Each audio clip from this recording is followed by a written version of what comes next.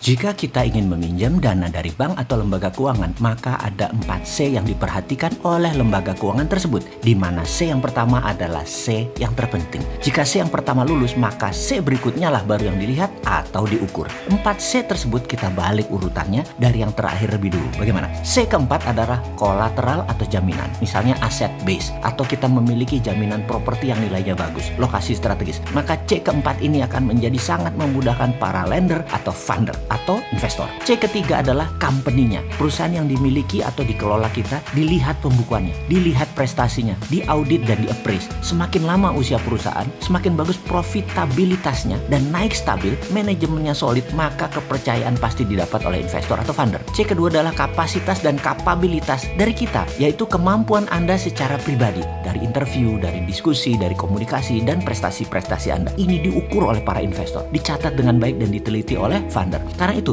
funder yang kaliber besar selalu mengajak Anda dinner, ngobrol panjang, non-formal untuk building debt secara tidak langsung. Disinilah dia mereview Anda, bagaimana Anda menghandle situasi, dan isi diskusi dialog selama di meja makan, selama di kursi santai, menjadi analisa dalam diri para funder dan investor tadi. Lalu, C pertama ini adalah yang terpenting, adalah C karakter. Perilaku, attitude, sikap, integritas Anda. Ini semuanya adalah karakter Anda. Attitude tadi dibentuk dari integritas Anda. Integritas adalah do the right thing when no one see you. Melakukan hal yang benar ketika tidak ada orang yang melihat Anda. Kalau orang yang tidak punya integritas yang melakukan hal yang tidak benar ketika tidak ada yang melihat. Bahkan kalau perlindungan kuat atau kekuasaannya terlalu kuat melindungi dia, melakukan hal yang tidak benar ketika orang melihat berani juga dilakukan karena tidak ada yang bisa melawan atau mengingatkan. Kekuasaan kalau sudah absolut ya begitu, mengingatkan yang benar jadi salah. Tapi semua ada masanya. Suatu hari cepat atau lambat, orang-orang yang tidak punya integritas itu juga jadi tua, jadi tidak berkuasa lagi. Suatu hari mereka sakit-sakitan juga. Suatu hari mereka tidak menghasilkan manisnya lagi atas kekuasaan dan tidak menghasilkan cuan lagi. Ditinggal mereka itu. Suatu hari keadilan datang. Bisa di hari tidak berkuasa pengadilan dunia mengadili dengan penyakit, dengan sidang-sidang kasus masa lalu ketika masih menjabat, dan banyak pengadilan dunia bisa terjadi, dan pastinya tidak bisa lari Anda dengan pengadilan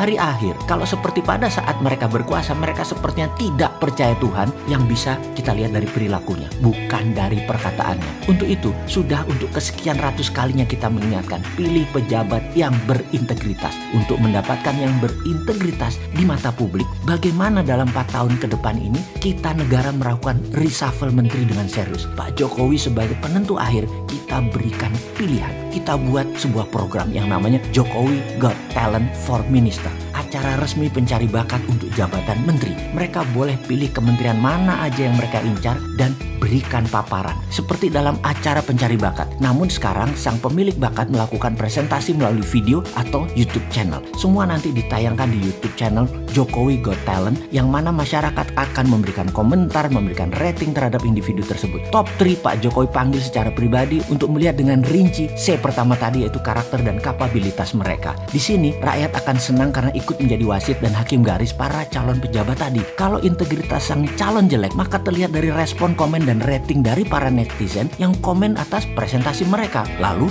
kita buat satu channel YouTube lagi, yaitu Jokowi Got Talent for Entrepreneur, di mana kita akan mencari pengusaha handal di setiap daerah untuk menjadi Jokowi Boys yang akan menerima standby loan. Ini pasti seru. Ribuan orang akan memberikan proposal dan jutaan rakyat akan menilai. Banyak pelajaran yang didapat dari presentasi mereka, dari paparan bisnis mereka, dari visi misi mereka. Dan di sisi Pak Presiden dan tim tinggal menyeleksi penentu akhir. Segerakan ya Pak, jangan sampai dibuat oleh negara lain atau dibuat oleh kita-kita yang bukan siapa-siapa ini. Kan gak enak, bos.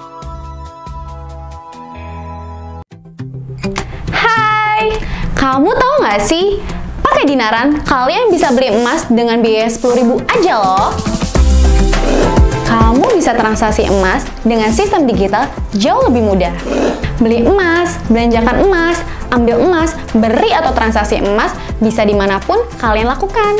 Selain itu, rupiahmu jauh lebih aman dengan underlying emas tanpa takut berkurang dan cenderung naik setiap waktunya. Di Dinaran, setiap rupiahmu bernilai emas. Jadi, download Dinaran sekarang juga.